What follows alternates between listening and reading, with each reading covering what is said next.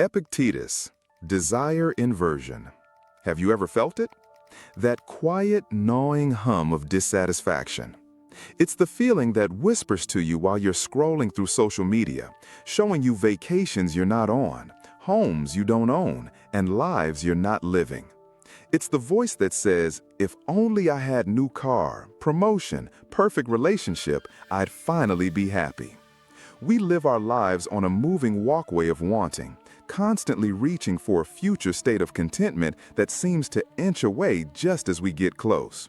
We achieve a goal, buy the thing we've been craving, and for a moment there's a flicker of satisfaction. But it's fleeting. The hum returns, the hunger reignites, and our eyes are already fixed on the next horizon.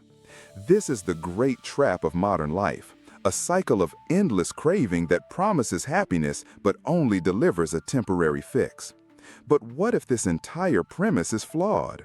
What if the secret to profound, lasting peace isn't about acquiring more, but about radically rewiring the very engine of our desires? This isn't a New Age concept.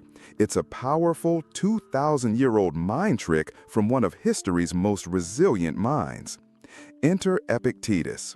He wasn't a king, a general, or a wealthy aristocrat. He was born a slave in the Roman Empire. He endured immense hardship, a broken leg that left him lame for life, and the constant threat of a master's whim. Yet from this crucible of powerlessness, he forged one of the most powerful philosophies for mental freedom ever conceived.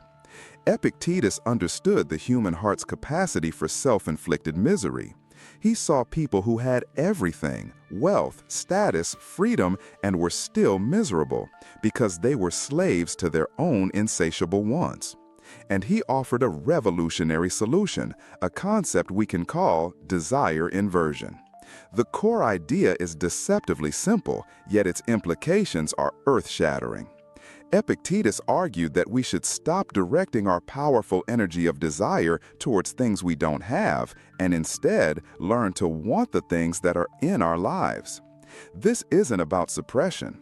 It's not about pretending you don't want things or living a life of bland asceticism.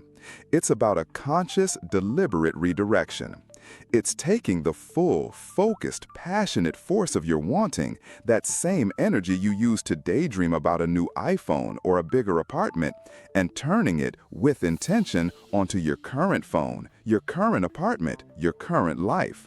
It's a shift from a mindset of lack to a mindset of profound appreciation.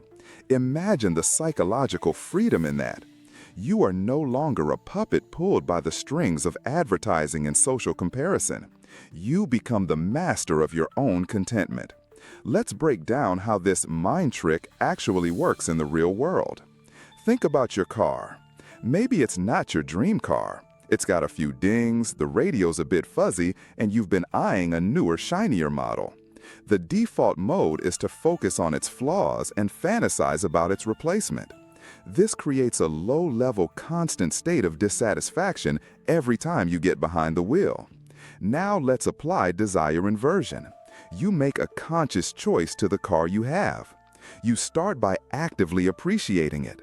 This machine reliably gets me to work every single day. It keeps me dry when it rains. I don't have a car payment, which gives me financial freedom. I remember the feeling of pride when I first bought it. You're not just listing facts, you are actively cultivating the feeling of desire for these truths. You are choosing to see its value not as a settling, but as a genuine good in your life. The car hasn't changed, but your entire experience of it has. The hum of dissatisfaction is replaced by a quiet hum of gratitude. This applies to everything. Your job. Instead of focusing on the annoying colleague or the project you dislike, invert your desire. Start wanting the stability it provides. Desire the paycheck that feeds your family and funds your hobbies. Desire the specific skill you are honing, even if the overall job isn't your passion. By focusing your desire on the positive aspects, you transform your daily experience from one of drudgery to one of purpose. It even applies to our relationships. How often do we wish our partner, our friend, or a family member was just a little bit different? A little more like this, a little less like that. Desire inversion asks us to stop wanting them to be a different person and start passionately wanting them for who they already are. Remember and desire the qualities that made you love them in the first place. Desire their unique laugh, their specific way of telling a story, their unwavering support, even their predictable quirks. This practice doesn't ignore problems, but it builds a foundation of deep appreciation that makes solving those problems much easier. This is the secret Epictetus unlocked. Our happiness is not determined by the quality of our possessions, but by the quality of our desires. By constantly wanting what is external, what is new, what is out there, we place our peace in the hands of things we cannot control. We are perpetually vulnerable. But when you learn to want what you already have, you anchor your happiness within yourself. You find that you possess an astonishing, overlooked treasure trove of things to be grateful for. This isn't about complacency or abandoning ambition. You can still strive to improve your life, but you do so from a place of fullness, not from a place of desperate lack. You are building your future on the solid ground of a contented present. This is the path to an unshakable inner peace, a freedom that no amount of money can buy and no misfortune can take away. It is the simple, profound Stoic secret to wanting and having it.